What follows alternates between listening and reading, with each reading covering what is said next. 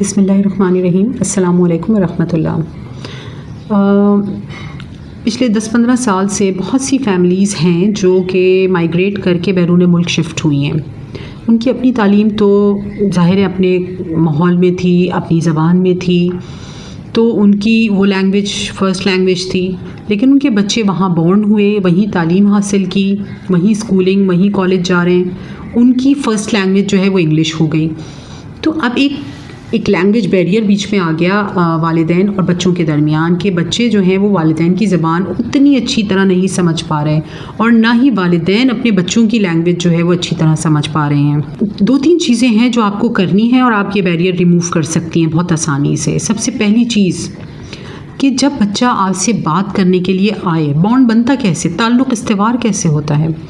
जब बच्चा आपसे बात करने के लिए आए तो आपने ये नहीं देखना कि वो किस लैंग्वेज में बात कर रहा है, क्योंकि होता क्या है कि जब इंसान किसी फीलिंग से, किसी डीप फीलिंग से गुज़र रहा होता है, चाहे बच्चा हो चाहे बड़ा हो, वो नेचुरली अपनी फ़र्स्ट लैंग्वेज पे शिफ्ट हो जाता है। आपने भी नोटिस किया होगा जब आपको गुस्सा आता है, आप कितना भी आपको इंग्लिश आती होगी लेकिन ऑटोमेटिकली बंदा स्विच हो जाता है उर्दू में या अपनी फ़र्स्ट लैंग्वेज में।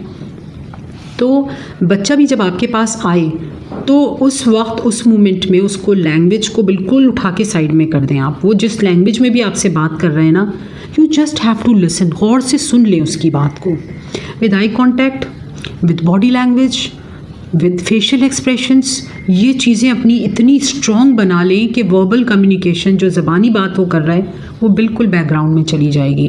बॉडी लैंग्वेज क्या होती है? जब बच्चा आपसे बात कर रहा है, सपोज़ वो गुस्से में है या वो उदास है, सिर्फ आपकी प्रेजेंस, आपकी जो प्रेजेंस है वो उसको वो एहसास दे देगी कि हाँ, मेरी माँ या मेरा बाप मुझे सुनने के लिए मौजूद है। जो काम आप कर रहे हैं वो बंद करके साइड में कर दें। टीवी है तो वो, मोबाइल फ़ोन है, किताब है या किचन का कोई काम है, सब कुछ बंद करके उसमें आप क्या कर सकते हैं बीइंग पेरेंट, इस मौजू पे मैं आज बात करूँगी।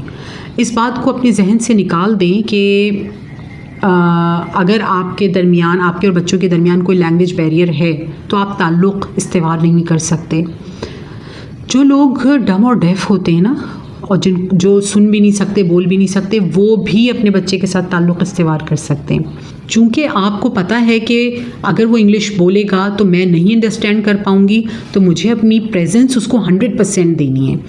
वो 100% प्रेजेंस के साथ जब आप बात सुनेंगी उसकी, तो कनेक्शन वहीं बन जाएगा। बिलीव मी, वहीं कनेक्शन बनना शुरू हो जाएगा बच्चे के साथ।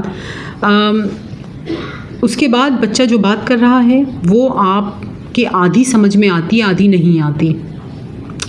तो आपने उस वक्त ये कोशिश नहीं करनी कि मैं इसकी बात को समझूं या ये क्या कह रहा है। आपने उसको हक किया, उसको गले लगाया, उसको प्यार किया, कमर पे टैप कर दिया, हाथ ऐसे पकड़ के होल्ड कर लिए, उसको पानी ऑफ़र कर दिया। और ये सारी वो चीज़ें हैं जो आपको अपने एक्शन से करनी है। इसमें ज़बानी कुछ आपने बोला नहीं, लेकिन बच्चे को ये मैसेज चला गया कि मेरी माँ या मेरे बाप ने मेरी बात सुन ली है और आपकी प्रेजेंस उसको मिल गई, आपकी एम्पैथी उसको मिल गई, आपकी हमदर्दी उसको मिल गई। वही उसको सबसे टॉप प्रायोरिटी पे बच्चे की को यही चीज़ चाहिए होती है कि माँ बाप मुझे बैठ के नॉन जजमेंटल मोड पर सुन लें। ये चीज़ आपने उसको दे दी। इसके बाद अपने ऊपर काम ज़रूर करते रहें। बहुत सारी एप्लीकेशंस आ गई हैं अब जो कि ट्रांसलेटर्स होती हैं। वो एप्लीकेशंस अपने सेल फ़ोन पर डाउनलोड करें। जब बच्चा बात करने के लिए आपसे आए, जो मैंने आपको एक्शंस बताए, ये तो आपको करनी ही है, अपनी प्रेजेंस तो उसको देनी है, साथ में अपने सेल फ़ोन पर रिकॉर्डिंग ऑन करके आपने रख ली और उसको बिल्कुल साइड में रख दिया। जो बच्चा बोल रहा है वो आप रिकॉर्ड करते जाएं, वो ऑटोमेटिकली रिकॉर्ड हो रहा है। उस मोमेंट में तो आप बच्चे के साथ वहाँ मौजूद हैं। उसके बाद आपने जो बेसिक इंग्लिश जो होती है, लाइक कि I am here for you, I am here to listen you, please give me some time, yeah, we will talk at night, we will talk in the evening, I will do this work, then we will discuss in detail। ये बहुत छोटे छोटे phrases हैं English के जो आपने सीख लिए और आपको टाइम मिल गया कि जो चीज़ रिकॉर्ड हुई है उसको आप ट्रांसलेट करके सुन सकें। अगली दफ़ा जब आप बच्चे के पास जाएंगी उस मौजू पर बात करने के लिए, तो आपको पता होगा कि बच्चा मुझसे क्या कहना चाह रहा था। आप समझ चुकी होंगी क्योंकि आप उसको ट्रांसलेशन पे डाल के और उसकी ट्रांसलेशन निकाल लेंगी, तो आपको पता तो चल गया कि बच्चे के साथ प्रॉब्लम क्या थी और वो क्या चीज़ शेयर करना चाह रहा था। जब पूरे कॉन्फिडेंस के साथ आप उससे बात करने के लिए जाएंगी तो आधी इंग्लिश आधी उर्दू में भी अगर आप बात करेंगी तो बच्चा अंडरस्टैंड कर लेगा। अब आपको अपने ऊपर किस तरह से काम करना है, देखिए बच्चे की एफ़र्ट कम होगी, ठीक है, आपकी एफ़र्ट ज़्यादा होगी। आपको ना सिर्फ अपनी लैंग्वेज पर काम करना है बल्कि साथ साथ बच्चे की लैंग्वेज पर भी काम करना है। ऐसी गैदरिंग्स में बच्चे को लेकर जाएं जहाँ पे उर्दू बोली जाती है, जो भी डिस्कशंस होते हैं वो बच्चा भी सुन रहा होता है, उस लैंग्वेज से वो फेमिलियर रहेगा।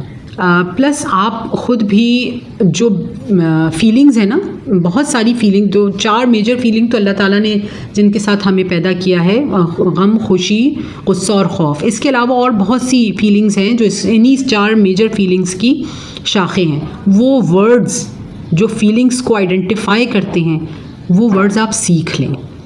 वो सीखें ऐसे कि रोज़ाना एक वर्ड विद मीनिंग आप लिख के किसी प्रोमिनेंट जगह लगा लें जहां आपकी नज़र सबसे ज़्यादा जाती है। जब निगाह पड़ गई, रिमाइंडर चला गया, कुछ अरसे के बाद 3-4 दिन में वो वर्ड आपकी मेमोरी में चला जाएगा, उसके बाद दूसरा वर्ड लगा लें। तो ये फीलिंग्स, जो मेजर फीलिंग्स जो सबसे ज़्यादा मोस्ट ऑफन बच्चा यूज़ करता है अपनी कॉन्वर्सेशन में, उससे आप फेमिलियर होना शुरू हो जाएंगी।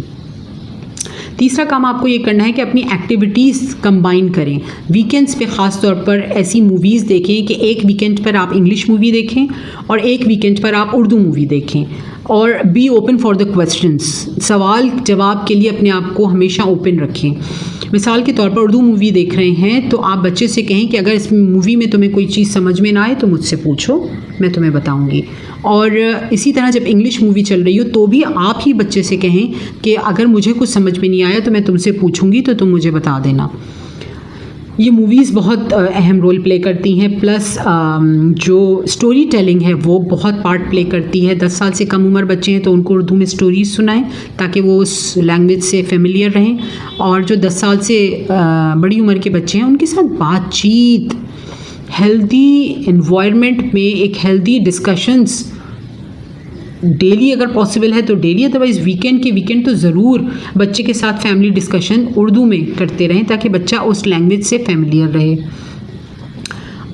ये तो कुछ चीज़ें हैं जो आपको घर के माहौल में करनी है। कोई भी वाक़या एक निकालें क़ससुल अंबिया या क़ससुल कुरान में से, और वो बच्चे को ज़रूर आप सुनाते रहें, या तो डेली बेसिस पे या वीकेंड्स पे।